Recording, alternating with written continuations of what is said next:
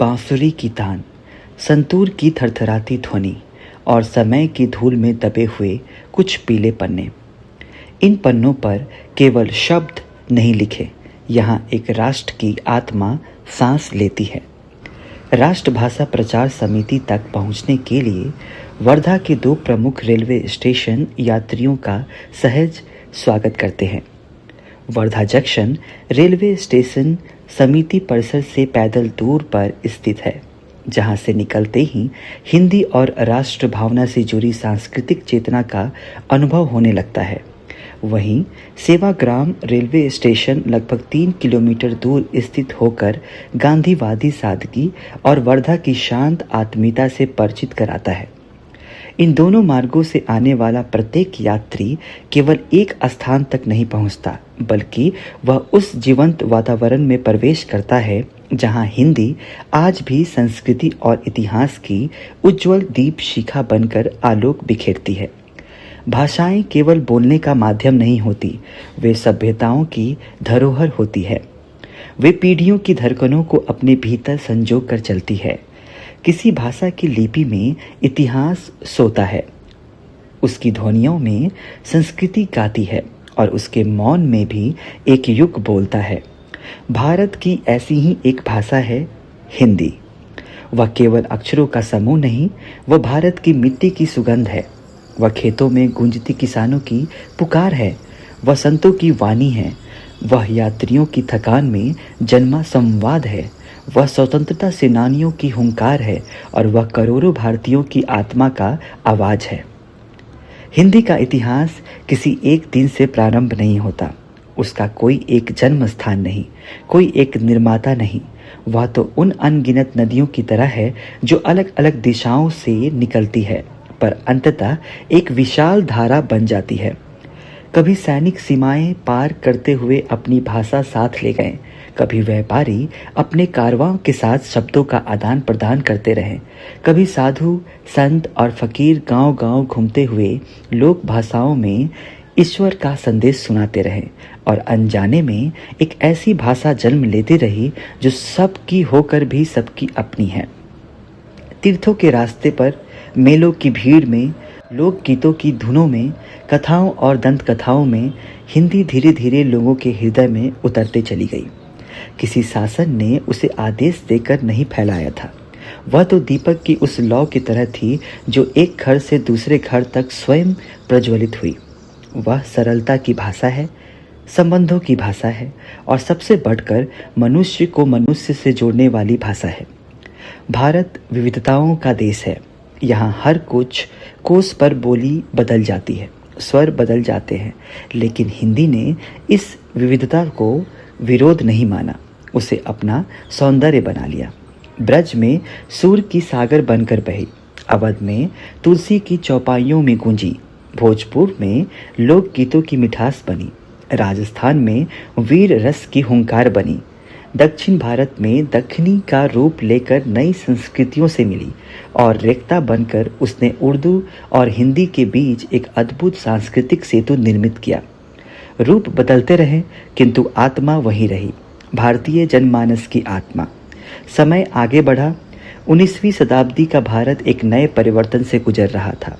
नई शिक्षा पद्धति आ रही थी, नए विचार जन्म ले रहे थे और इसी समय हिंदी को भी संगठित रूप देने की आवश्यकता महसूस हुई।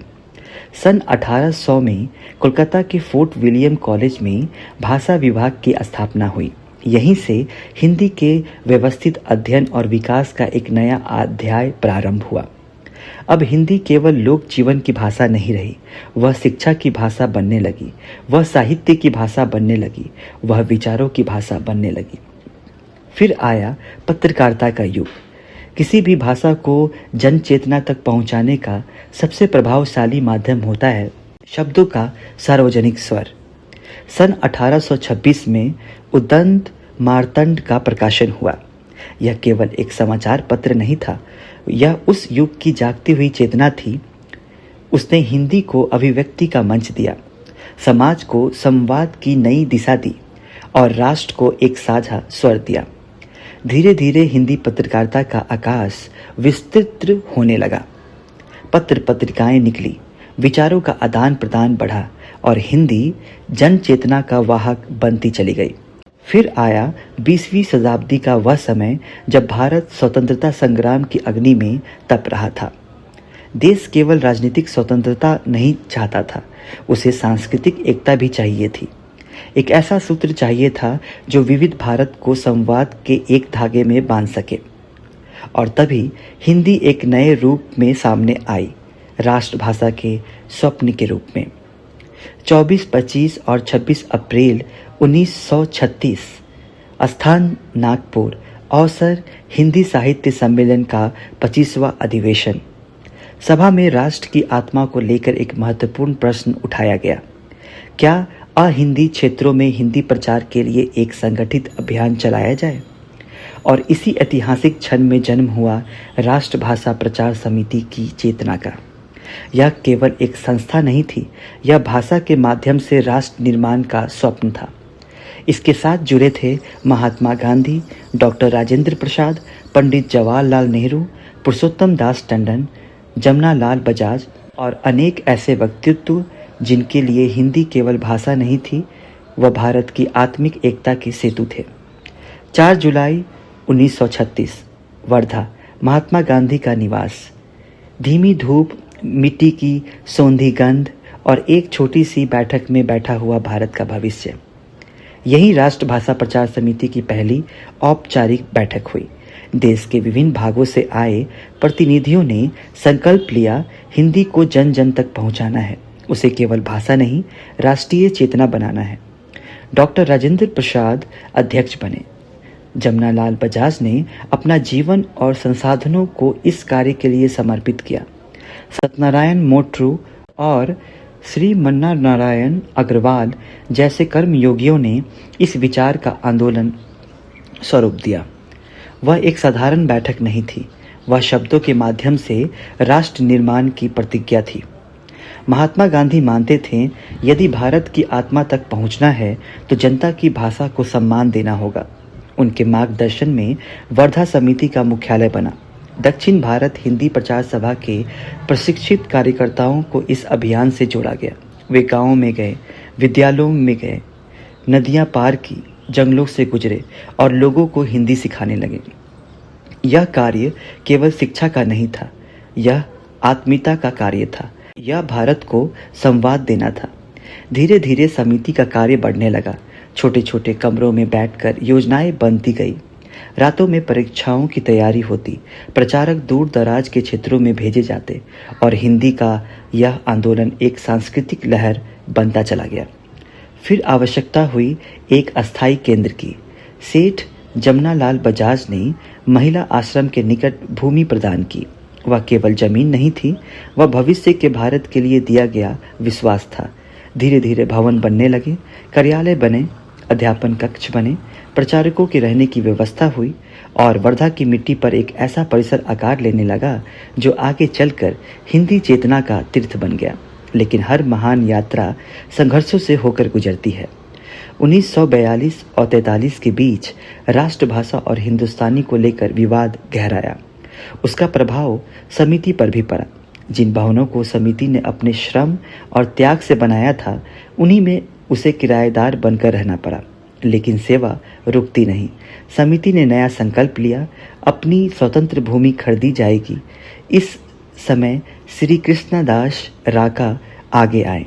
उन्होंने समिति की आवश्यकताओं को समझा और वर्धा स्टेशन के निकट भूमि उपलब्ध कराई। बरसात की रातों में छत टपकती थी, कार्यकर्ता भीगते हुए दस्तावेज बचाते थे, लेकिन किसी के भीतर निराशा नहीं थी, क्योंकि उन्हें विश्वास था कि वे केवल भवन नहीं बना रहे हैं, वे आने वाले पीढ़ियों का सांस्कृतिक भविष्य गढ़ रहे हैं। धीरे धीरे कुएं बने, कमरे बने, प्रेस भवन बना, रोहित कुटीर बना, आवासीय परिसर बना और फिर जन्म हुआ हिंदी नगर का। एक ऐसी बस्ती जहां हर दीवार हिंदी सेवा की कहानी कहती थी। इन्हीं भवनों के बीच स्थापित हुआ राष्ट्रभाषा प्रेस। स्याही की गंध, मशीनों की धीमी कंपन और कागजों पर उतरते हुए शब्द, यह केवल एक मुद्रणालय नहीं था, यह हिंदी चेतना का कर्म क्षेत्र था, जहां विचारों को अक्षरों का स्वरूप मिलता था। इन पुरानी मशीनों की धड़कनों में आज भी इतिहास की लय सुनाई देती है। यहीं से हिंदी साहित्य, परीक्षाओं की सामग्री, गांधीवादी विचार और राष्ट्रभाषा से जुड़ी अनगिनत पुस्तकें जन जन तक पहुंचती रही। समय बदला, तकनीक बदली, लेकिन राष्ट्रभाषा प्रेस की आत्मा नहीं बदली। आज भी यह प्रेस उसी समर्पण, उसी अनुशासन और उसी शांत गरिमा के साथ निरंतर सुचारू रूप से कार्य कर रहा है, मानो हर छपता हुआ पृष्ठ हिंदी सेवा की एक नई प्रतिज्ञा हो। और फिर इन दीवारों के बीच सुरक्षित है एक और अनमोल संसार, राष्ट्रभाषा पुस्तकालय। लकड़ी की पुरानी अलमारियां, समय की धूल से ढकी पुस्तकें, पीले पड़ चुके पन्नों से उड़ती इतिहास की सुगंध। यह केवल एक पुस्तकालय नहीं, बल्कि हिंदी साहित्य की जीवित स्मृति है।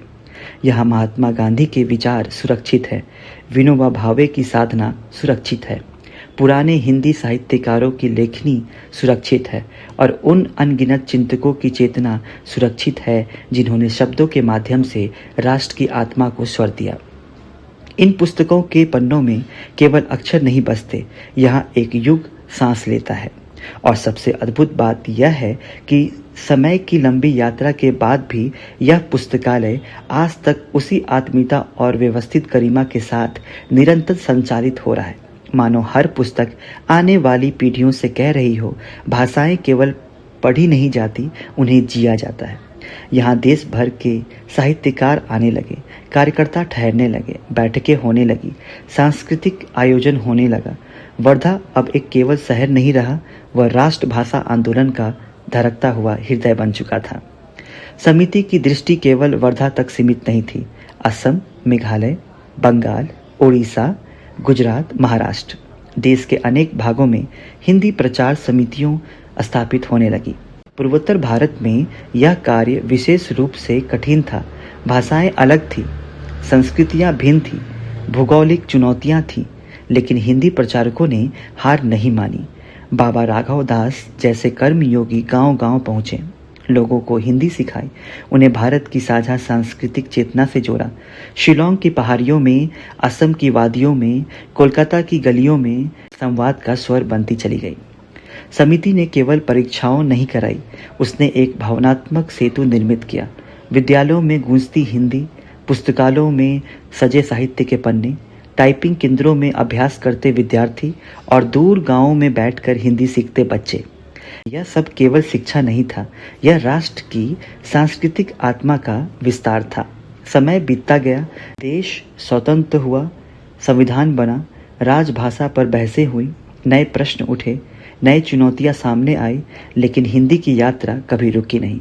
वह बदलते समय के साथ आगे बढ़ती रही, रेडियो से टेलीविजन तक, पत्रों से इंटरनेट तक, पुस्तकों से डिजिटल युग तक, और आज भी हिंदी करोड़ों लोगों की भावनाओं की भाषा बनी हुई है। वर्धा की वह छोटी सी ज्योति आज भी जल रही है, उसकी लौ में आज भी वही समर्पण है, वही विश्वास, वही राष्ट्र भावना। सूर्यवंशी चौधरी के नेतृत्व में राष्ट्रभाषा प्रचार समिति वर्धा आज भी हिंदी सेवा की उसी परंपरा को आगे बढ़ा रही है जो कभी महात्मा गांधी के स्वप्न से प्रारंभ हुई थी। और पूर्वोत्तर भारत की पर्वतीय वादियों में सुशील चौधरी उसी चेतना की नई पीढ़ियों तक पहुंचाने में निरंतर सक्रिय हैं, जिसने वर्षों पहले भाषा को केवल शब्द नहीं बल्कि राष्ट्रीय आत्मीयता का माध्यम बनाया था।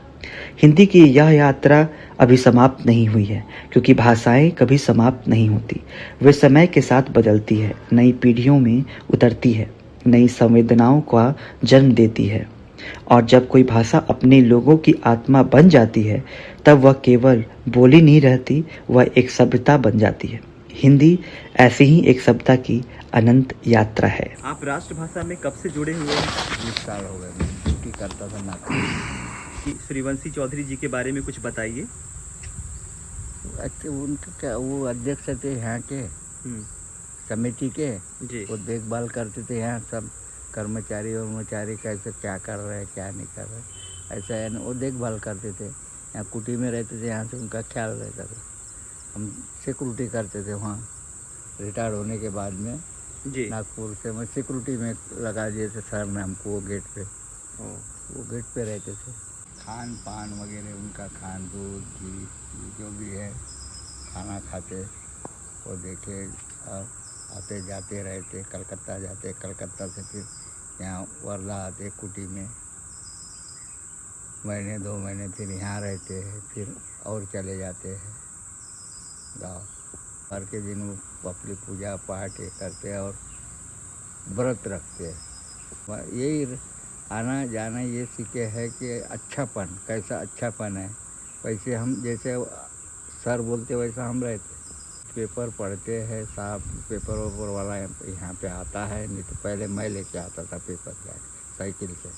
ऐसी अपना आना जाना करते और अकेले रहते हैं, कोई उनके साथ में रहता नहीं, अकेले रहते अपना पेपर पढ़ते हैं और आराम करते।